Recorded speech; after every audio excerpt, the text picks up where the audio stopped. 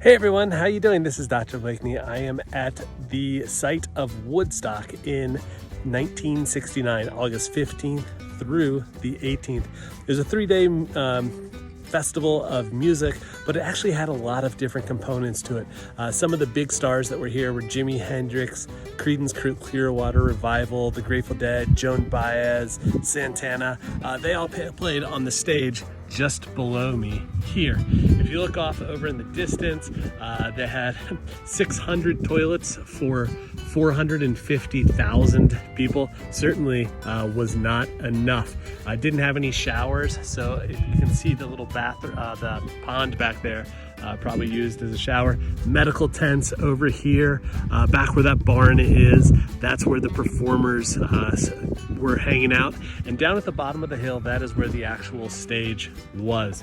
And so Woodstock is a music festival, right? Why do we hear about it 50 something years later? And it kind of has to do with what the 1960s was in historical perspective. So you had the civil rights movement, you had the women's movement, you had the Vietnam War and then protests to the Vietnam War. And this event kind of symbolized the power of youth and what youth could do if they wanted to. So 450,000 people came here, not enough water, not enough food, etc. And somehow they were able to persevere and have a very peaceful concert over the course of the 3 days, and then go back home, and everything worked out pretty well, which is kind of symbolic of what that movement was about, the hippie movement or the youth movement in the 1960s. So it's been tried other times. They tried to do Woodstock 99, not here, at a different venue. Didn't work out very well.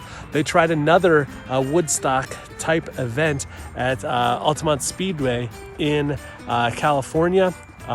Later on, I think it was in 1970, 1971, it was not as, it basically turned violent. So Woodstock represents kind of the youth and energy of the 1960s and why it has been an enduring event.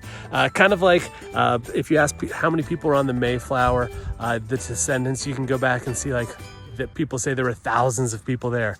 There's about 500,000 people here, but there's probably about 10 million people that say they were here because it was a cool historical event that people wanted to be associated with.